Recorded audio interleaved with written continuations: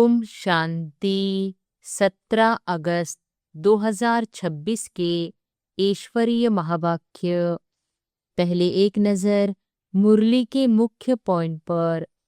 बाबा ने कहा, ब्रह्मा दादा माध्यम है, स्वर्ग का अधिकार परमपिता शिव बाबा देते हैं। संगम युग सबसे कल्याणकारी समय है। इसी समय राजयोग सीखकर नई दुनिया का अधिकारी बनना है। विनाश से पहले बाप की याद द्वारा कर्मातीत अवस्था प्राप्त करनी है।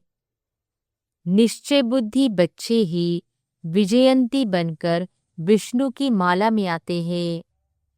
और फिर बाबा ने कहा, रुद्र माला 8 की माला, 108 की माला और 16,108 की माला पुरुषार्थ के अनुसार बनती है। ड्रामा अटल है, इसमें 1 सेकंड का भी परिवर्तन नहीं हो सकता, इसलिए किसी पर नाराज नहीं होना चाहिए। महंगाई और परिवर्तन। विनाश से पहले महंगाई बढ़ेगी, फिर सतयुग में भरपूर सुख और वैभव होगा। मन मनाभव। अपने को आत्मा समझकर एक शिव बाबा को याद करना ही सबसे बड़ा पुरुषार्थ है। और फिर लास्ट में बाबा ने कहा, योग की मेहनत कर्म करते हुए कम से कम 8 घंटे याद का अभ्यास करना चाहिए। योग अग्नि। निरंतर याद से विकर्म विनाश होते हैं और आत्मा पवित्र बनती है। माया बार बार बुद्धियोग तोड़ती है, इसलिए अचल अडोल रहने का अभ्यास आवश्यक है। अंधों की लाठी बनो। सबको बाप का परिचय देकर स्वदर्शन चक्रधारी बनने का रास्ता बताना ही सच्ची सेवा है। और अब सुनते हैं महावाक्यों को विस्तार से। मुरली का सार। मीठे बच्चे, बाप और दादा की भी वंडरफुल कहानी है। बाप जब दादा में प्रवेश करे तब तुम ब्रह्मा कुमार कुमारी वर्षे के अधिकारी बनो। प्रश्न है, निश्चित ड्रामा को जानते हुए भी तुम बच्चों को कौन सा लक्ष्य अवश्य रखना है? उत्तर है, पुरुषार्थ कर गैलप करने का, अर्थात विनाश के पहले बाप की याद में रहे कर्मातीत बनने का लक्ष्य अवश्य रखना है। कर्मातीत अर्थात आयरन एजेड से गोल्डन एजेड बनना। पुरुषार्थ का यही थोड़ा सा समय है, इसलिए विनाश के पहले अपनी अवस्था को अचल अडोल बनाना है। ओम शांति। ओम शांति। यह दोनों कौन कहते हैं?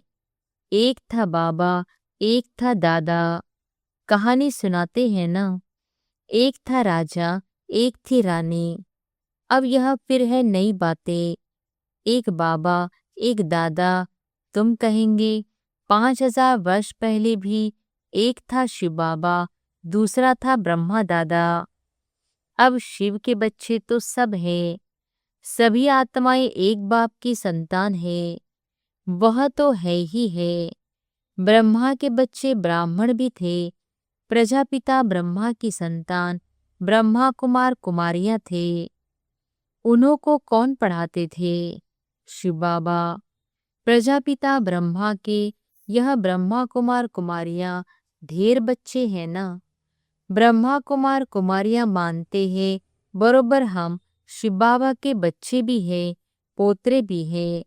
बच्चे तो है ही, अब पोत्रे बने हैं। ब्रह्मा द्वारा दादे से वर्षा लेने। अभी तुमको दादे से वर्षा मिलता है, जिसको शिव बाबा कहते हैं, परंतु ब्रह्मा कुमार कुमारियां होने कारण उनको हम दादा कहते हैं। वर्षा दादी का है, ब्रह्मा दादा का नहीं। बैकुंठवासी बनने का वर्षा उस बाप से मिलता है। आधा कल्प वर्षा पाते हो, फिर तुमको श्राप मिलता है। रावण से नीचे उतरते आते हो, जैसे कि ग्रहचारी बैठती है नीचे उतरने की। अभी तुम बच्चे समझते हो हमारी ग्रहचारी राहु की दशा पूरी हुई। राहु की दशा है सबसे बुरी। ऊंचते ऊंच बृहस्पति की दशा, फिर राहु की दशा बैठी तो 5 विकारों के कारण हम काले हो गए। अब फिर बाप कहते हैं दे दान तो छूटे ग्रहण, है तुम्हारी बात। उन्होंने फिर सूर्य चंद्रमा का ग्रहण समझ लिया है। जब ग्रहण लगता है तो दान मांगते हैं। यह बाप तुमको कहते हैं 5 विकारों का दान दो तो ग्रहचारी उतर जाएगी। इन विकारों से ही तुम पाप आत्मा बने हो। मुख्य है देह अभिमान। पहले ऐसे सतोप्रधान थे, फिर सतो रजो तमो बने हैं। 84 जन्म लिए हैं। यह तो पक्का निश्चय है। बरोबर देवताएं ही 84 जन्म लेते हैं। पहले उन्हों को ही मिलना चाहिए बाप से। गाया भी जाता है आत्माएं परमात्मा अलग रहे बहुकाल। बाप कहते हैं पहले पहले तुमको सतयुग में भेजा था, फिर अभी तुम ही आकर मिले हो। आगे तो सिर्फ गाते थे, उनका यथार्थ अर्थ अभी बाप बैठ समझाते हैं। सभी वेद शास्त्र, जप तप, स्लोगन आदि जो भी है, सबका सार बाप बैठ समझाते हैं। चक्र तो बिल्कुल सहज है। अभी कलयुग और सतयुग का संगम है। लड़ाई भी सामने खड़ी है। यह भी तुमको निश्चय है सतयुग की स्थापना होती है। कलयुग में जितने भी है उन सब के शरीर खलास हो जाएंगे। बाकी आत्माएं पवित्र बन हिसाब किताब चुकतू कर जाएंगी। यह सबके कयामत का समय है। आत्माएं शरीर छोड़ चली जाएंगी। यह तुम्हारी बुद्धि में अभी है। जब तक हम कर्मातीत अवस्था को पाए तब तक संगम पर खड़े हैं। एक तरफ है करोड़ों मनुष्य, दूसरी तरफ हो सिर्फ तुम थोड़े से। तुम्हारे में भी कितने हैं जो निश्चय बुद्धि होते जाते हैं। निश्चय बुद्धि विजयंती, फिर जाकर विष्णु के गले की माला बनेंगे। एक है रुद्राक्ष की माला, दूसरी है रुंड माला। उस रुंड माला में छोटी छोटी शक्ल होती है। यह निशानी है। हम आत्माएं ही आकर फिर बाप के गले की माला के दाने बनेंगे। फिर यहाँ आएंगे नंबरवार। माला 8 की भी है, 108 की भी है, 16,108 की भी है। अब 16,000 है या 5-10 हजार है, उनका कोई हिसाब नहीं निकाला जाता। यह मालाएं गाई जाती है। बाबा कहते हैं यह सब तुम क्यों विचार करते हो। जितने भी राजाएं कल्प पहले सतयुग त्रेता में बने थे उतने ही बनेंगे। 100 बने या 200-300 बने, यह पूछना नहीं है। बाप कहते हैं तुम जितना नजदीक आते जाएंगे तो यह सब समझ जाएंगे। आज हम यहाँ हैं, कल विनाश होगा, फिर सतयुग में थोड़े से देवी देवता होंगे, बाद में वृद्धि को पाते हैं। सतयुग के आसार भी दिखाई पड़ते हैं। बाकी लाखों जाकर रहेंगे, फिर लाख रहे व 9-10 लाख रहे, एक्यूरेट नहीं कह सकते। हाँ, तुम जब एक्यूरेट संपूर्ण बनने के लायक बनेंगे तब तुमको और जास्ती साक्षात्कार हो जाएगा। अभी तो बहुत कुछ समझने का समय पड़ा है। बहुत साक्षात्कार करते रहेंगे। लड़ाई की तैयारियां भी बहुत होती रहती है। सब चीजें महंगी होती जाएंगी। विलायत में भी अब खूब टैक्स आदि लगते रहेंगे। बहुत बहुत महंगाई होकर फिर एकदम सस्ताई हो जाएगी। सतयुग में कोई चीज पर खर्चा नहीं होगा, सब खानियां आदि भरपूर हो जाएंगी। नई दुनिया में वैभव बहुत होते हैं। लक्ष्मी नारायण के पास बहुत वैभव थे ना। श्रीनाथ द्वारे में मूर्तियों के आगे भी कितने वैभवों का भोग लगाते हैं। वहां बहुत माल बनाते हैं और खाते रहते हैं। कहेंगे हम देवताओं को भोग चढ़ाते हैं, कहेंगे देवताओं को भोग नहीं लगाएंगे तो वह नाराज हो जाएंगे। अब इसमें नाराज होने की तो बात ही नहीं। तुम कोई पर नाराज नहीं होते हो, जानते हो ड्रामानुसार यह विनाश होना ही है। कलयुग से बदलकर सतयुग होगा। हम ड्रामा को समझते हैं कि ड्रामानुसार अभी नया चक्र शुरू होना है। तुम भी ड्रामा के वश हो। ड्रामानुसार बाप भी आया हुआ है। ड्रामा में एक मिनट भी नीचे ऊपर नहीं हो सकता है। जैसे बाबा आया, तुमने देखा, कल्प बाद भी हूबहू ऐसे होगा। शास्त्रों में तो कल्प की आयु लंबी लिख दी है। अभी तुम बच्चों की बुद्धि में है, बरोबर बिना सामने खड़ा है।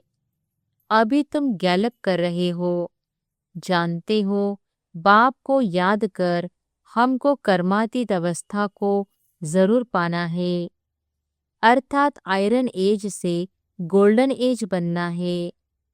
अभी अगर पुरुषार्थ नहीं करेंगे तो पथ भ्रष्ट हो जाएगा। हे आत्माएं, अभी तुम पतित बन गई हो, यह भी जानते हो बहुत किस्म के आएंगे जो और धर्म में बदली हो गए हैं, वह निकल कर आते रहेंगे, आकर अपना पुरुषार्थ करते रहेंगे बाप से वर्षा पाने। ब्राह्मण धर्म में आकर फिर देवता धर्म में आएंगे। ब्राह्मण धर्म में नहीं आएंगे तो देवता धर्म में कैसे आएंगे? ब्राह्मण दिन दिन प्रतिदिन वृद्धि को पाते रहेंगे। देखेंगे बिना सामने आ गया है, यह तो ठीक कहते हैं, फिर वृद्धि होती जाएगी। ब्राह्मणों का झाड़ वृद्धि को पाकर फूल हो जाएगा, फिर वापस जाएंगे। देवताओं का झाड़ बढ़ेगा। अभी तुम संगम पर राजयोग सीख रहे हो। इस संगम को कल्याणकारी युग कहा जाता है। संगम का ही गायन है। गंगा सागर का मेला दिखाते हैं। वह सब है भक्ति मार्ग का। यह है ज्ञान सागर और ज्ञान सागर से निकली हुई ज्ञान गंगाएं। ज्ञान सागर से पतित पावन अक्षर लगता है। वह समझते हैं पतित पावनी गंगा है और फिर गंगा में स्नान करते ही आते हैं। यह नदियां तो सतयुग से लेकर चलती आती है। आजकल तो नदियां भी कहाँ कहाँ डुबो देती है। प्रकृति भी तमोप्रधान, सागर भी तमोप्रधान हो पड़ा है। सागर थोड़ी सी उछल खाएगा तो सब कुछ खलास कर देंगे। सतयुग में सिर्फ हम थोड़े ही भारत में रहते हैं। यमुना के कंठे पर दिल्ली परिस्तान थी, फिर बननी है। सतयुग में थोड़ी ही जीवात्माएं रहती हैं, फिर धीरे धीरे आते जाते हैं। अभी है कलयुग का अंत। कितने ढेर मनुष्य हो गए हैं, बेहद का नाटक है जिसको अच्छी रीति समझना है। भला कोई अपने को एक्टर समझते भी है, परंतु कल्प 5000 वर्ष का है, यह किसको भी पता नहीं है। कहाँ 84 जन्म, कहाँ 84 लाख।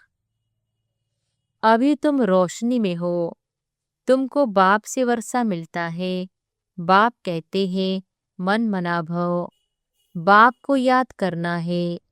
शिव भगवानु वॉच। भगवान की महिमा में और देवताओं की महिमा में बहुत फर्क है। बाप जो नई रचना रचते हैं, उनकी महिमा है। सर्वगुण संपन्न अभी तुम ऐसे बन रहे हो। बाप की महिमा और इनकी महिमा में रात दिन का फर्क है। यह राजयोग है ना, गाया भी जाता है। भगवान राजयोग सिखलाते हैं। वह है निराकार, तो जरूर निराकार से साकार में आना पड़े। भगवान की इतनी महिमा है तो जरूर आना पड़े।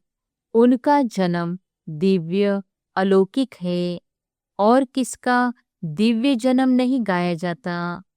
यह भी बच्चों को समझाया है।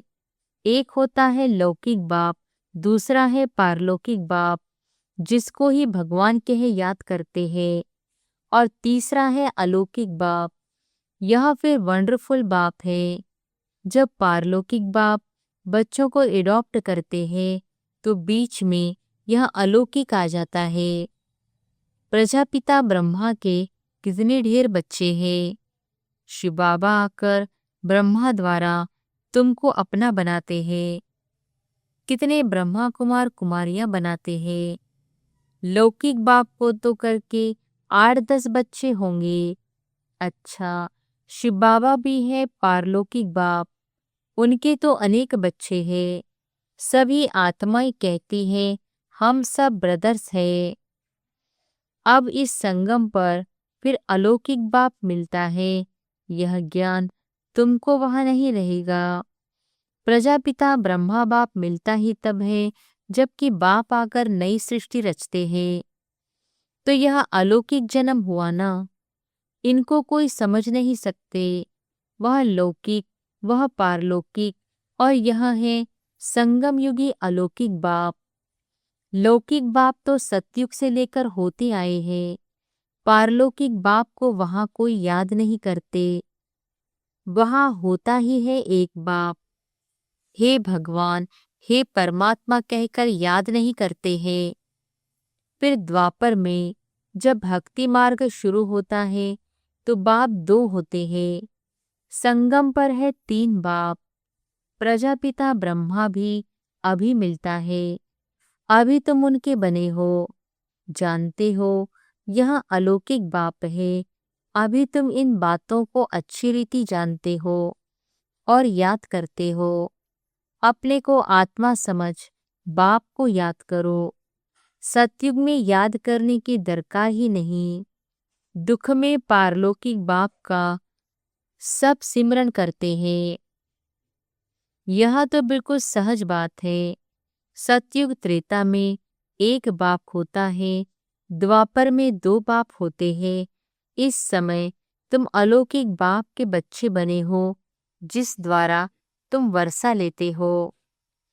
तुम बच्चे ही ब्राह्मण बनते हो, जो फिर देवता बनेंगे। विनाश भी तुम्हारे को ही देखना है। जो तुम इन आँखों से देखेंगे बॉम्ब छोड़ेंगे। मनुष्य तो मरेंगे ना। जापान में भी बॉम्ब छोड़ा, देखा ना कैसे मनुष्य मरे। अब यहाँ लड़ाइयाँ लगती रहती है। खुद भी कहते हैं हम तंग होते जाते हैं। 10-10 वर्ष तक भी लड़ाई चलती रहती है। बॉम्ब्स में तो चपटी में सेकंड में सब खलास हो जाएगा। चिंगारी लगती है तो शहर नष्ट हो जाते हैं। यह तो बॉम्ब्स है, आग भी लगनी है।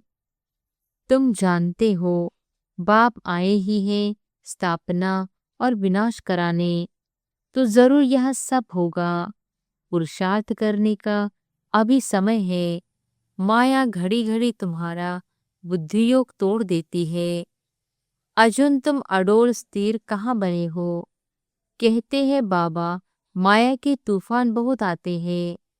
कोई तो सारे दिन में घंटा आधा भी याद नहीं करते हैं। बाप कहते हैं तुम कर्मयोगी हो। 8 घंटा तो यह सेवा करो।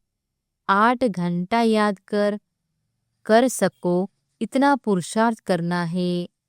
याद करते रहने से विकर्म विनाश होते जाएंगे। इसको ही योग अग्नि कहा जाता है। यह है मेहनत। गृहस्थ व्यवहार में रहते हुए सिर्फ याद करना है। यह भी बाबा बतलाते हैं कि जिन्होंने गृहस्थ छोड़ा है, बच्चे बने हैं, वह भी इतना याद नहीं करते हैं। घर में रहने वाले और ही जास्ती याद करते हैं। अर्जुन और भील का भी मिसाल देते हैं ना।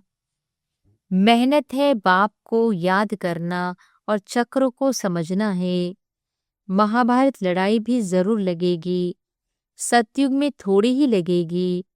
तो तुम बच्चों को अंधों की लाठी भी बनना है, सबको रास्ता बताना है कि बाप को याद करो, चक्र को याद करो, स्वदर्शन चक्रधारी बनो। अच्छा, मीठे मीठे सिकिलधे बच्चों प्रति माता पिता बाप दादा का याद प्यार और गुड मॉर्निंग। रूहानी बाप की रूहानी बच्चों को नमस्ते। धारणा के लिए मुख्य सार। पहली पॉइंट, कम से कम 8 घंटा याद में रहने का पुरुषार्थ करना है। अपनी अवस्था अचल अडोल रखने के लिए याद का अभ्यास बढ़ाना है, गफलत नहीं करनी है। दूसरी पॉइंट, यह ड्रामा बिल्कुल एक्यूरेट बना हुआ है, इसलिए किसी पर भी नाराज नहीं होना है, निश्चय बुद्धि बनना है। वरदान है, तोड़ना, मोड़ना और जोड़ना, इन 3 शब्दों की स्मृति द्वारा सदा विजयी भव। तोड़ना, मोड़ना और जोड़ना, इन 3 शब्दों की स्मृति द्वारा सदा विजयी भव। सारी पढ़ाई और शिक्षाओं का सार यह 3 शब्द है।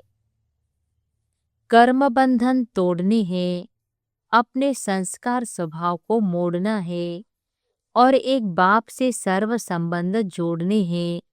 यही 3 शब्द संपूर्ण विजय बना देंगे। इसके लिए सदा यही स्मृति रहे कि जो भी इन नैनों से विनाशी चीजें देखते हैं, वह सब विनाश हुई पड़ी है।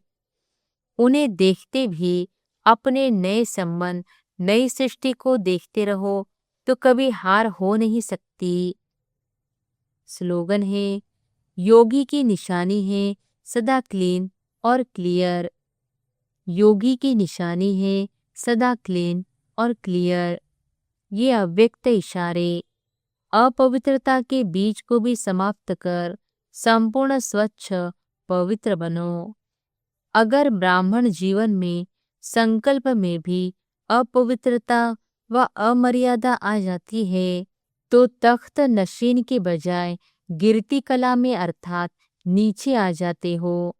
कोई विकर्म नहीं हुआ लेकिन व्यर्थ कर्म भी हुआ तो पश्चाताप के बजाय महसूसता की स्टेज होती है। महसूस होता है कि यह रॉन्ग है, नहीं होना चाहिए। वह बात कांटे के समान चुभती रहेगी, इसलिए इस व्यर्थ से भी मुक्त बनो। अच्छा, ओम शांति।